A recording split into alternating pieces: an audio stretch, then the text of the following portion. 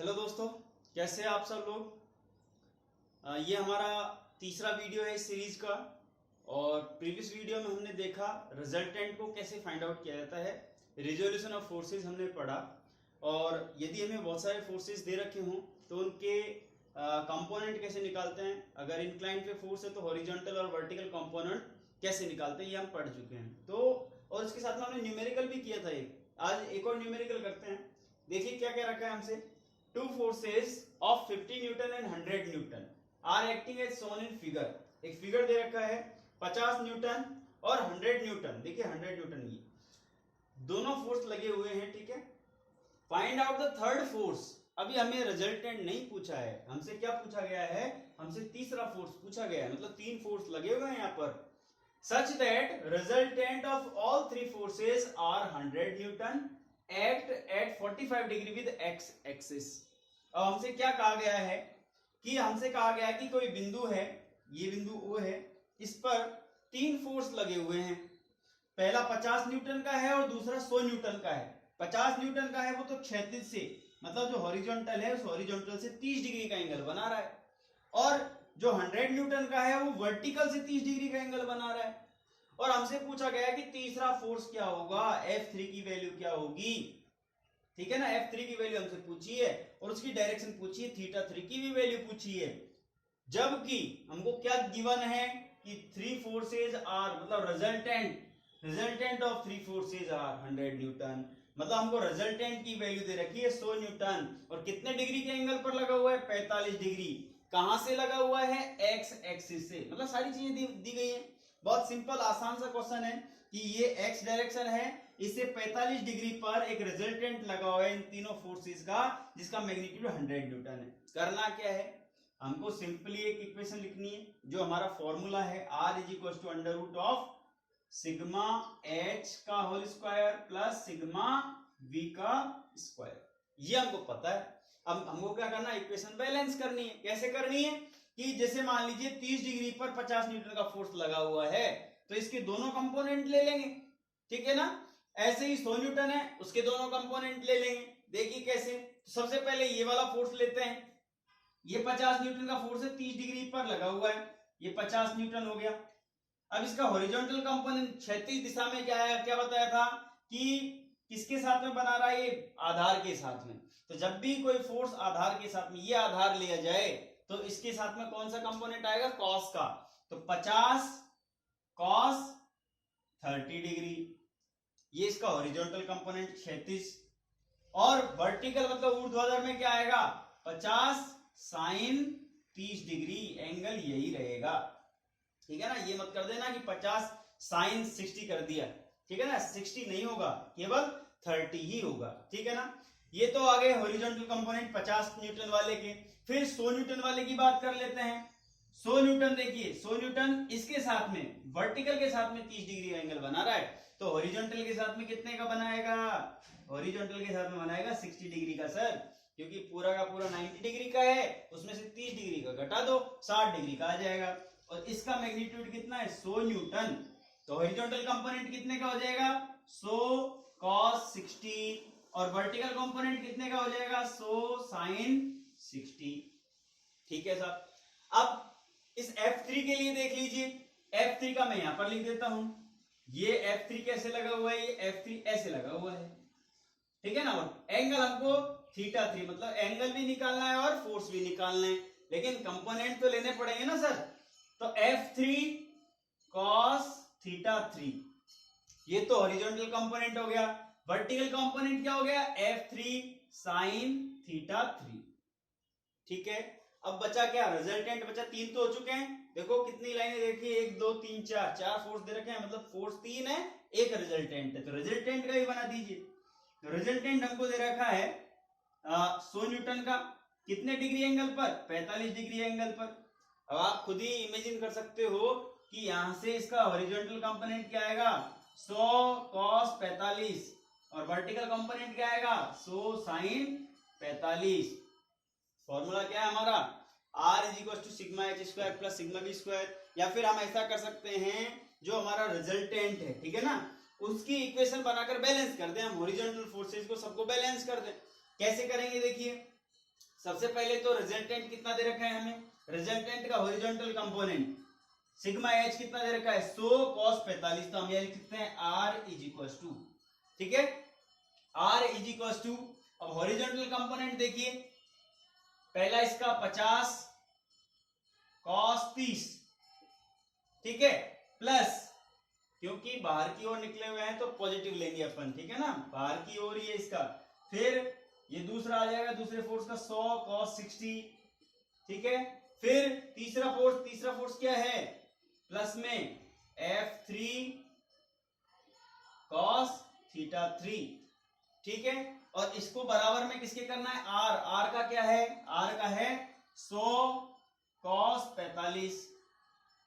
अब इसको सॉल्व करना सीधा का सीधा, 100 cos 45 का मान 1/√2 बराबर 50 cos 30 का मान √3/2 प्लस cos 60 का मान 1/2 प्लस F3 cos थीटा 3। निकालना किसका मान है, देखिए F3 का निकालना है ना, तो अपन एक इक्वेशन बना लेंगे। यहाँ से इक्वेशन क्या बनेगी, ये सॉल्व करके पूरा का पूरा सॉल्व करके इसको इधर भेज देंगे, ठीक है ना, तो ये F3 cos थीटा 3 इसको सॉल्व कीजिए, F3 cos theta 3 is equal to, तो अपने आंसर क्या आएगा इसका, इसको अपन सॉल्व करेंगे ना पूरे को, और इस 100 डिवाइडेड बाय √2 में से घटाएंगे, तो अपने पास में इसका इक्वेशन बनेगी -22.59, इक्वेशन नंबर 1 बन गई सर ये, ठीक है। अब ऐसे ही अपन वर्टिकल जितने भी वर्टिकल कंपोनेंट है उनको उनकी इक्वेशन बनाएंगे। तो देखिए वर्टिकल में कौन कौन से हैं, सबसे पहले तो ये है r is equal to 50 sin 30 plus फिर 100 sin 60 प्लस कौन सा आएगा F3 sin थीटा 3, और रिजल्टेंट का जो r है ना उसकी जगह क्या रखना है हमें 100 sin 45 बराबर, अब इसका मान भी कैसे निकालेंगे, 100 इंटू 1/√2, साइन 45 का मान 1/√2 बराबर 50 इंटू साइन 30 का मान 1/2 प्लस 100 साइन 60, 100 गुणा साइन 60 का मान √3/2 प्लस F3 साइन थीटा 3। करना क्या है, ये जो 100 इंटू 1/√2 है इसमें से इनको पूरे को सॉल्व करके, मतलब अपन ऐसे सॉल्व कर सकते हैं 25 टू जा 50, इसको काट दो 50 से कट जाएगा ये, ठीक है, तो 25 प्लस 50 √3, इसको सॉल्व करेंगे तो इसमें से घटा देंगे इसको, तो अपने पास में F3 साइन थीटा 3 की वैल्यू आ जाएगी, इसमें से जब घटाएंगे अपन तो अपने पास में वैल्यू कितनी आएगी, हमारे पास में वैल्यू आएगी सर माइनस का 40.89, माइनस का 40.89, ठीक है ना, ये इक्वेशन नंबर 2 हो गई। अब करना क्या है हमें, देखिए ये तो फोर्सेस की वैल्यू है, इन दोनों इक्वेशंस को हम क्या कर देंगे स्क्वायर करके जोड़ देंगे, ठीक है ना, हमारा resultant r is equal to यही तो कहता है, r की वैल्यू तो हमें गिवन है, ठीक है, तो मैं इन डायग्राम्स को मिटा रहा हूं, यहां से इन डायग्राम्स को मिटा रहा हूं,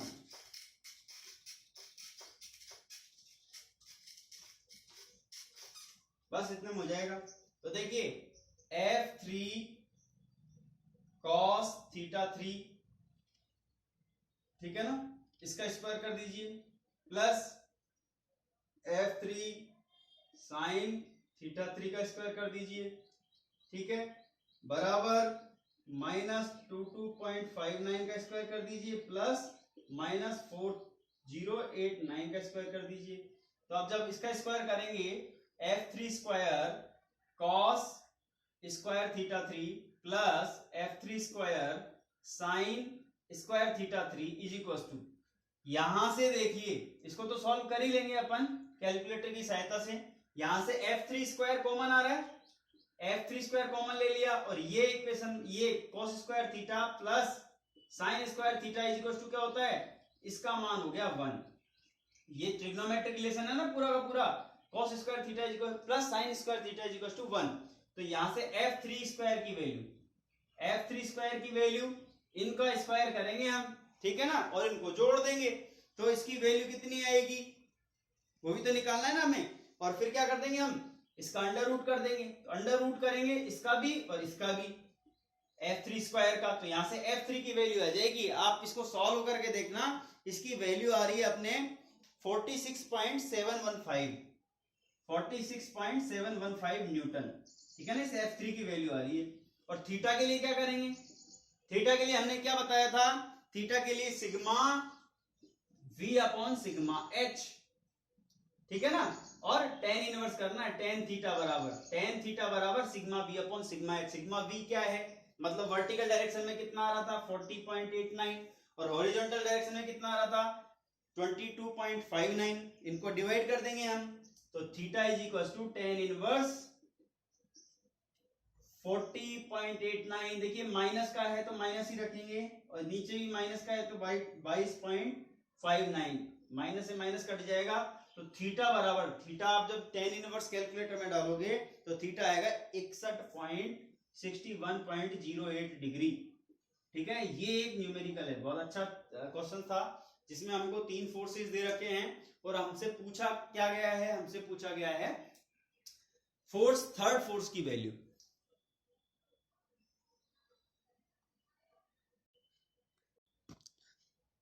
अब चलते हैं इसके आगे, तो ये हो गया हमारा न्यूमेरिकल। इसके बाद में सबसे पहला लॉ पढ़ते हैं रिजल्टेंट फाइंड करने का, हालांकि एक वीडियो आ चुका है उसके ऊपर। उसके बाद में हम ट्रायंगल ऑफ फोर्सेस पढ़ेंगे। पहले हम पढ़ते हैं, मतलब रिवाइज करते हैं, पढ़ते तो रिवाइज करते हैं parallelogram of forces.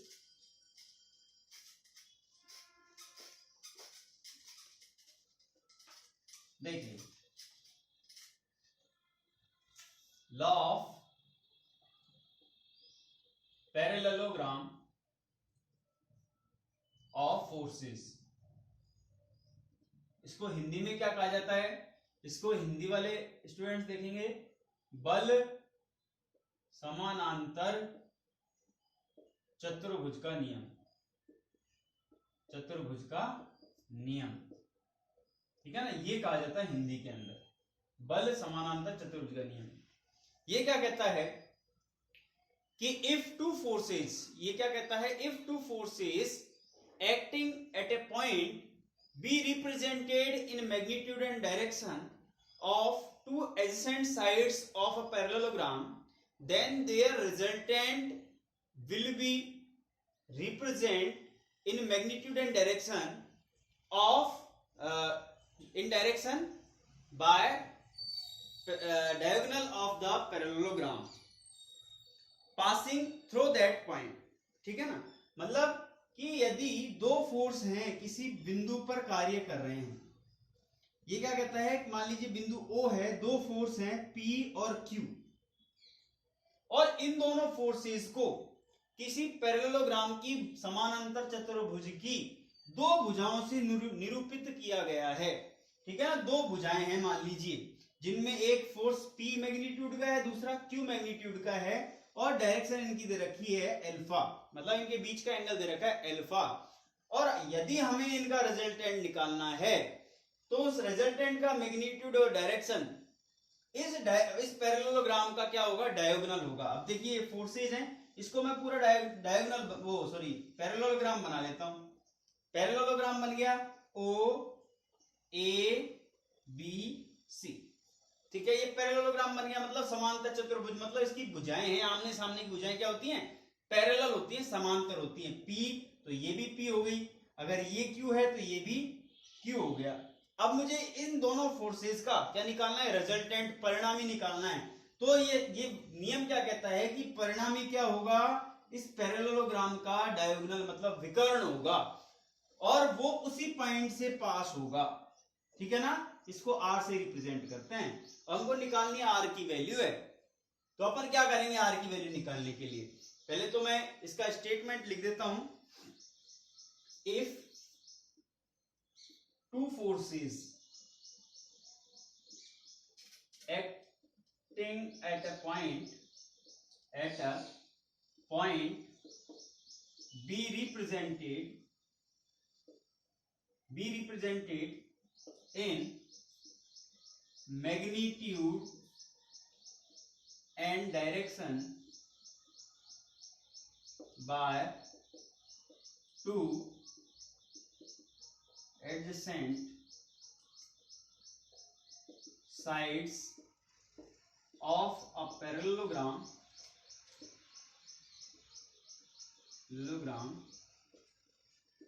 their resultant will be represent in magnitude and direction by diagonal of parallelogram passing through that point। ठीक है, इसका एक बार देख के आप स्क्रीनशॉट ले लीजिए।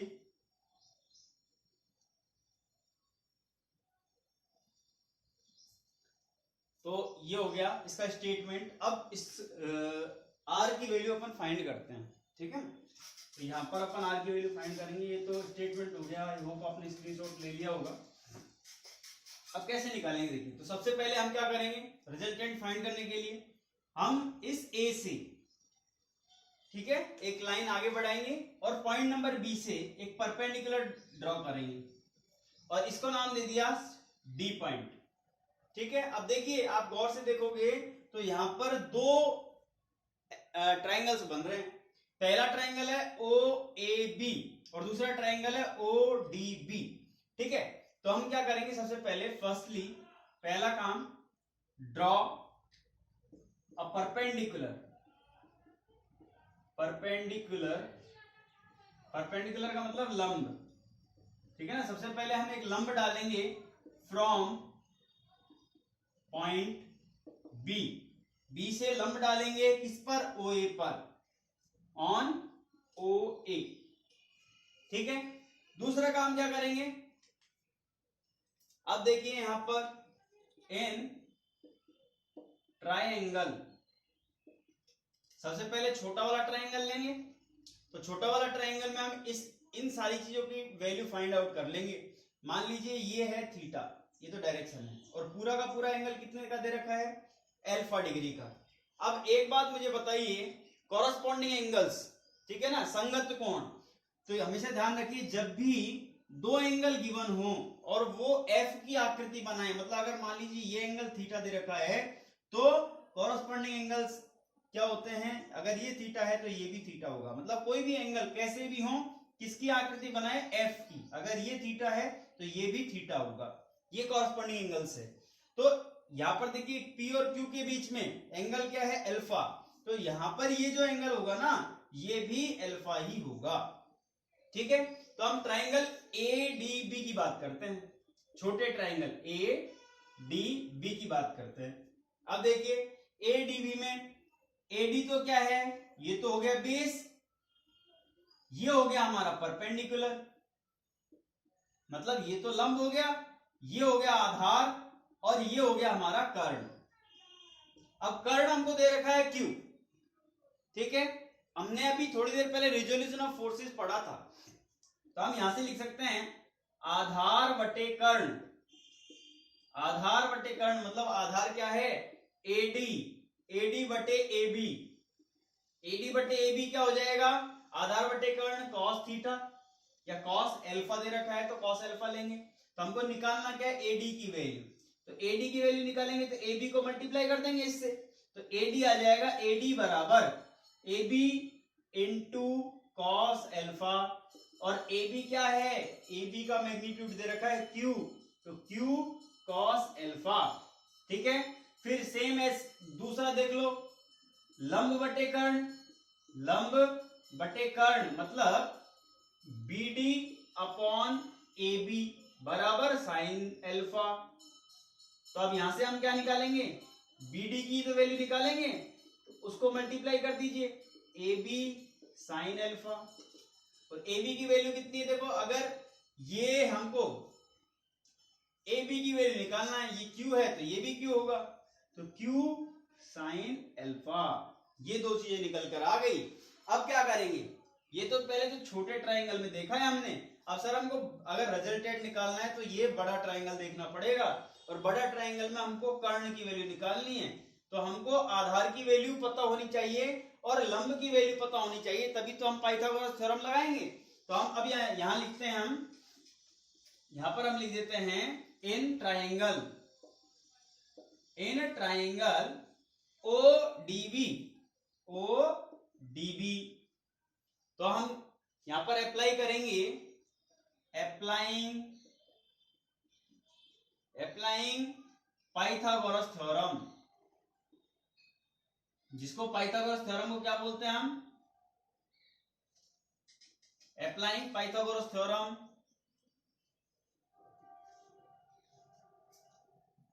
कर्ण स्क्वायर इज इक्वल टू, फिर हमारा क्या हो जाएगा, ओ बी क्या है, कर्ण, ठीक है ना, इसको ओ बी स्क्वायर कर दीजिए, बराबर ओ डी स्क्वायर मतलब आधार स्क्वायर प्लस लंब स्क्वायर, यही तो होता है। आधार क्या है, आधार हमारा है ओडी का स्क्वायर प्लस लंब का स्क्वायर बीडी का स्क्वायर, यही होगा। अब देखिए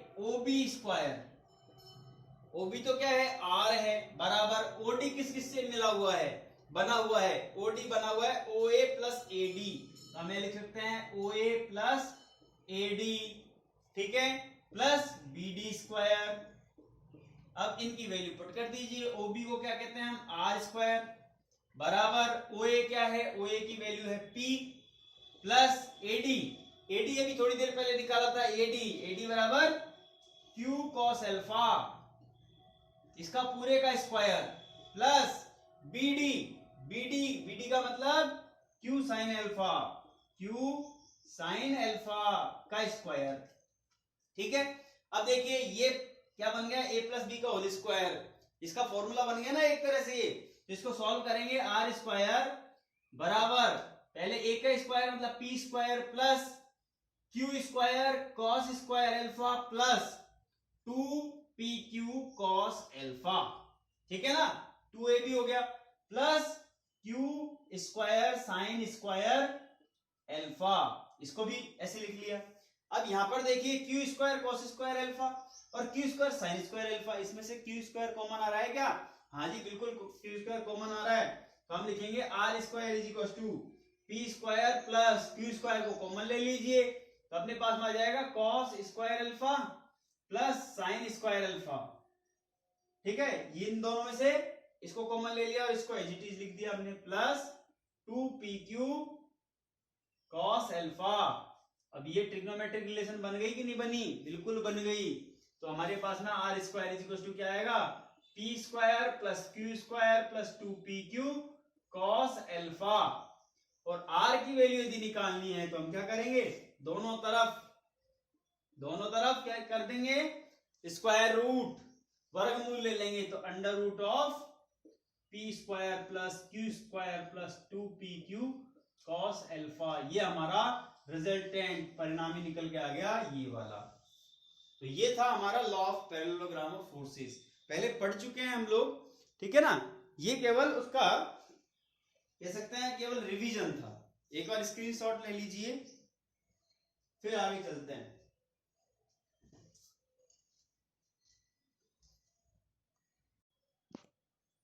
अब चलते हैं इसके आगे, और हमसे लॉ ऑफ पैरेललोग्राम फोर्सेस यदि पूछे एग्जाम में तो हमको ऐसे सॉल्व करना है। इसके आगे ही चलते हैं लॉ ऑफ ट्रायंगल फोर्सेस या ट्रायंगल लॉ ऑफ फोर्सेस, मतलब बल त्रिभुज का नियम। यह तो समांतर चतुर्भुज था, अब बल त्रिभुज दे दिया जाए, तो बल त्रिभुज दे दिया है तो ज्यादा अंतर नहीं आएगा, केवल ये जो r is equal to under root of P square plus Q square, जो प्लस 2p cos अल्फा इसकी जगह माइनस p cos अल्फा आ जाएगा। सॉल्व ऐसे ही करना है, अब कैसे करेंगे वो देखते हैं, छोटा सा लॉ है उसको समझ लेते हैं। देखिए यहां पर लिखा हुआ है ट्रायंगल लॉ ऑफ फोर्सेस, ठीक है, इसको कहते हैं बल त्रिभुज का नियम। सेम अभी हमने थोड़ी देर पहले बात की थी लॉ ऑफ पैरेललोग्राम फोर्सेस की, उसमें क्या कहा था कि किसी एक पॉइंट पर दो फोर्स लगे हुए हैं P और Q, और दोनों के दोनों फोर्सेस किससे रिप्रेजेंट किए जाएं, कोई पैरेललोग्राम है उसकी दो साइड से, कोई पैरेललोग्राम है समांतर चतुर्भुज है उसकी दो साइड मानी जाए, ठीक है ना। तो इन दोनों फोर्सेस का जो रिजल्टेंट होगा वो इस पैरेललोग्राम का क्या होगा, डायगोनल होगा, विकर्ण होगा। ये हमने अभी माना था, भी कहा था, ठीक है ना। अब ये बल त्रिभुज का नियम क्या कहता है, ये बल त्रिभुज का नियम कहता है कि यदि किसी पॉइंट पर दो फोर्स एक्ट करें और ये दोनों के दोनों फोर्सेस किसी ट्रायंगल की दो साइड्स हों, किसी ट्रायंगल की दो साइड्स हों, तो इनका रिजल्टेंट क्या होगा, ट्रायंगल की तीसरी साइड, ये जो तीसरी साइड होगी ये क्या होगा, इसका रिजल्टेंट होगा। अगर ये अल्फा है, अब सोल्व कैसे करेंगे इसको अभी देखते हैं, ठीक है। तो इसको अगर हम पूरा स्टेटमेंट देखें इसका, तो ये क्या कहता है कि यदि दो फोर्स किसी एक बिंदु पर लगे हुए हैं, एक्ट कर रहे हैं, और उनको मैग्नीट्यूड मान लीजिए P और ये Q है, ठीक है ना, इनका मैग्नीट्यूड P और Q है, और इनको रिप्रेजेंट किया जाए किसी ट्रायंगल की दो साइड से, तो इनका जो रिजल्टेंट होगा, ठीक है ना, इनका जो रिजल्टेंट होगा वो इस ट्रायंगल की तीसरी साइड होगी, मतलब ये वाली। अगर ट्रायंगल O ए बी मान लेता हूं तो ओ ए किससे रिप्रेजेंट करेंगे हम, R से। फाइंड कैसे करेंगे, वो सबसे पहले हम क्या करते हैं, परपेंडिकुलर डालते हैं, परपेंडिकुलर डाल दिया, उसका नाम दे दिया हमने D। अब हमारे पास में ये बेस बन गया छोटे ट्रायंगल में, ट्रायंगल BDA या फिर ABD में, तो हम कह सकते हैं first draw a perpendicular AD on OB, इस OB के ऊपर हमने परपेंडिकुलर डाला AD, ठीक है। अब क्या करेंगे, सबसे पहले देखेंगे इन ट्रायंगल ABD, अब ट्रायंगल ABD में हम देखो ये एंगल अल्फा है, तो ये एंगल क्या हो गया, ये पूरी लाइन 180 डिग्री की है, तो ये एंगल कितना होगा, ये एंगल होगा 180 माइनस अल्फा। इस पूरे 180 में से इस अल्फा को हटा देंगे तो 180 माइनस अल्फा हो गया।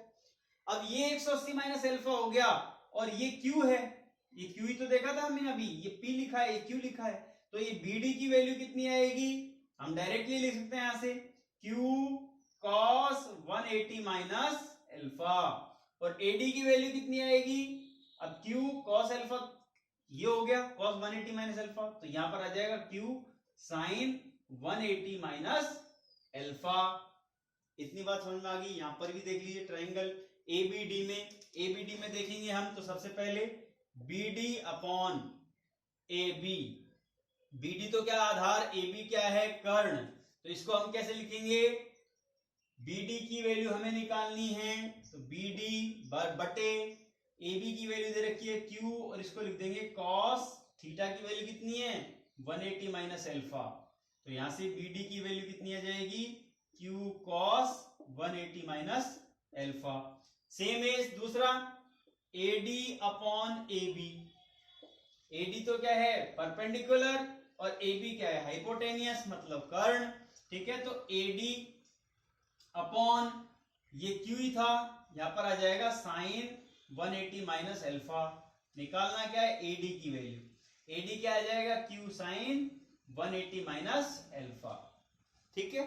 अब देख लेते हैं हम बड़ा वाला ट्रायंगल, यहां पर लिख लेते हैं इन ट्रायंगल बड़ा वाला OAD,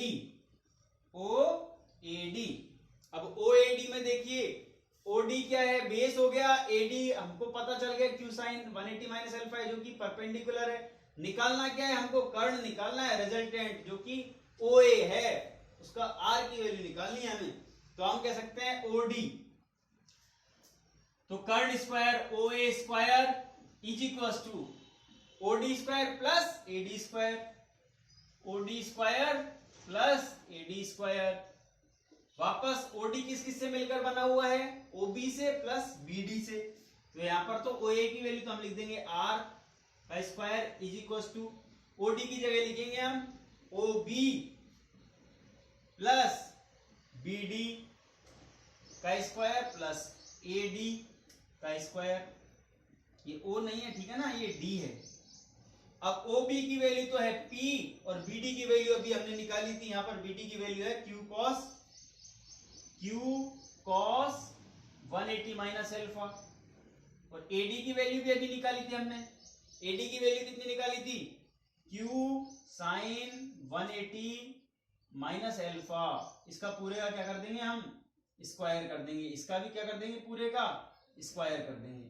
यहां पर लिख देता हूं R square is equal to, ये पूरा का पूरा क्या बन गया, ए प्लस बी का होल स्क्वायर, फॉर्मूला बन गया। तो हम लिखेंगे पी स्क्वायर प्लस, यहां पर देखिए Q square cos square 180 minus alpha plus 2pq, 2 into P into Q, और वापस कॉस 180, नीचे लिख देता हूं 2pq cos 180 माइनस एल्फा। यहां तक हो गई बात। प्लस, प्लस में क्या आएगा, Q square sine square 180 minus alpha. अब देखिए यहां पर क्यू स्क्वायर या भी क्यू स्क्वायर, अगर मैं क्यू स्क्वायर को कॉमन ले लूं दोनों में से रीअरेंज करके अभी लिखेंगे, तो ये cos square theta plus sine square theta, ये तो 1 बन जाएगा। तो हम यहां पर रीअरेंज कर देते हैं, R square is to P square plus Q square, और यहां पर मैंने 1 लिख दिया डायरेक्ट इन दोनों की जगह, ठीक है, plus 2pq cos 180 minus alpha. अब देखिए cos 180 माइनस एल्फा का मतलब क्या होता है, यहां पर लिख देते हैं cos 180 माइनस एल्फा, इसका मतलब होता है माइनस cos एल्फा, ठीक है। इसको यहां पर पुट कर दीजिए, तो R square is equal to P square plus Q square minus 2pq cos alpha, ठीक है ना। ये इसकी जगह पूरा का पूरा माइनस cos एल्फा रखेंगे, तो ये माइनस यहां आ जाएगा, यहां लिख देंगे, और r इज इक्वल टू दोनों तरफ क्या ले लेंगे, under root P square plus Q square minus 2pq cos alpha. ये हमारा किसका फॉर्मूला बन गया, ट्रायंगल ऑफ फोर्सेस का। मतलब यदि हमें ट्रायंगल ऑफ फोर्सेस से निकालना हो तो हमारे पास में r की वैल्यू क्या आ जाएगी, under root of P square plus Q square plus minus 2pq cos alpha, ठीक है ना। ये हमारे पास में, आप इसको देख लीजिए एक बार, स्क्रीनशॉट ले लीजिए इसका।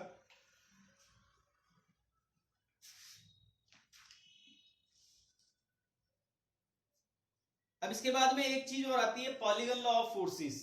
उसको ग्राफिकली अपन सॉल्व कर सकते हैं, उसको थोड़ा सा बता देता हूं मैं, यहां साइड में बता देता हूं। फिर हम कल दूसरे वीडियो में कल हम देखेंगे लॉमीज थ्योरम क्या होती है, ठीक है ना, उसके न्यूमेरिकल्स करेंगे लॉमीज थ्योरम के। देखिए पॉलीगन लॉ ऑफ फोर्सेस, ठीक है ना। तो यहां पर लिख देते हैं बलों का, पॉलीगन का मतलब क्या होता है, बहुभुज, बहुभुज नियम, ठीक है ना। अब ये क्या कहता है, ये हमारा पॉलीगन लॉ ऑफ फोर्सेस कहता है कि यदि किसी पॉइंट पर बहुत सारे बल कार्यरत हों, ठीक है ना, और उनको किससे रिप्रेजेंट किया जाए, उनको किससे दर्शाया जाए, कि किसी बहुभुज की बहुत सारी दिशाएं हैं, बहुत सारे डायरेक्शंस हैं, साइड्स हैं, ठीक है ना।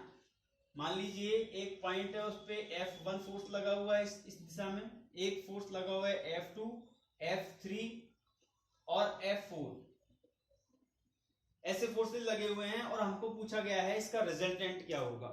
तो हम क्या करेंगे, इन फोर्सेस को पहले किसके पैरेलल रखेंगे, मतलब इसको एक बहुभुज का रूप देंगे, ठीक है ना। फिर जो क्लोजिंग साइड होगी ना इस बहुभुज की, वो इसका क्या होगी, रिजल्टेंट होगी। देखिए F1 है, इसको मैंने F1 को एज इट इज रख लिया F1।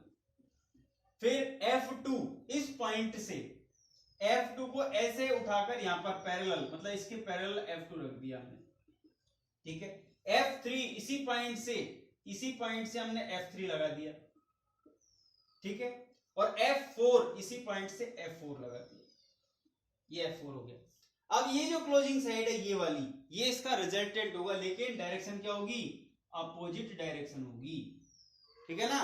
इसको क्लोज करेंगे तो इसकी डायरेक्शन जो होगी वो अपोजिट डायरेक्शन होगी, और ये क्या होगा, आर होगा। ये ग्राफिकल मेथड है, ये क्या है, ग्राफिकल मेथड।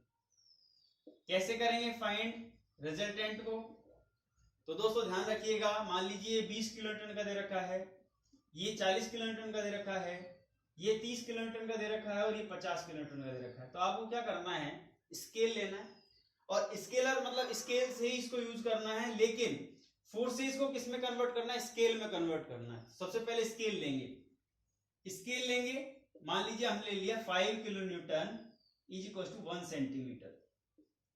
तो F1 की वैल्यू कितनी हो जाएगी, स्केलर क्वांटिटी में देखिए 20 किलो न्यूटन है, 5 किलो न्यूटन का स्केल है, तो ये 5 का डिवाइड कर दीजिए, 4 सेंटीमीटर का आ जाएगा F1। तो F2 कितने का आ जाएगा, 40 है, 5 का ले रखा है, 8 पंजे 40, 8 सेंटीमीटर आ जाएगी। F3 कितना आएगा, 30 किलो न्यूटन है, 5 का भाग दे दीजिए, 6 सेंटीमीटर आ जाएगी। F4 50 है, 5 का भाग दे दीजिए, 10 सेंटीमीटर आ जाएगी। अब करना क्या है, इनको पैरेलली, जैसा आपको ये दे रखा है ना, वैसे का वैसे पैरेलली इनको जमा देना है। मान लीजिए F1 है, F1 की डायरेक्शन कितनी लेनी है, F1 4 सेंटीमीटर, तो इसको 4 सेंटीमीटर की लाइन लगा देंगे। फिर F2 8 सेंटीमीटर, यहां से 8 सेंटीमीटर लगा देंगे, ठीक है। फिर F3 6 सेंटीमीटर, ये 6 सेंटीमीटर हो गया। इसके पैरेलल रखना है अपन को, जो डायग्राम में दे रखा है ना, एंगल नहीं दे रखे हैं, ठीक है ना। अगर एंगल दे देता है तो अच्छी बात है, अगर नहीं देता है तो एज इट इज पैरेलल रखना है, ठीक है। F4 ये 10 सेंटीमीटर ले लेना है। अब ये यहां से लेकर यहां तक, इस बिंदु तक जितना भी हमारा स्पेस बचेगा, उस पर एक लाइन खींचकर उसका स्केल ले लेना। मान लीजिए ये 4 सेंटीमीटर का आया, तो 4 सेंटीमीटर को फिर किससे कन्वर्ट कर, इसको कन्वर्ट किसमें, फोर्स में कन्वर्ट करना है, मल्टीप्लाई करना पड़ेगा 5 किलोन्यूटन से, और हमारा रिजल्टेंट निकल कर आ जाएगा, ठीक है।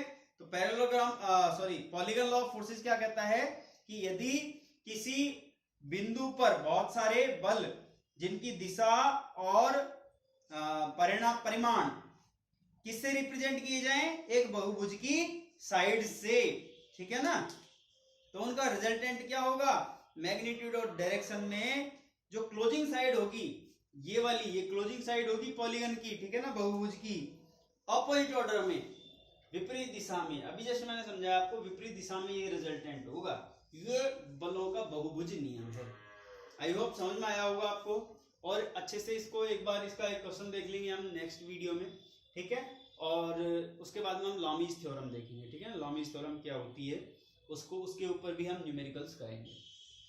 तो दोस्तों बहुत बहुत धन्यवाद, मिलते हैं अगले वीडियो में।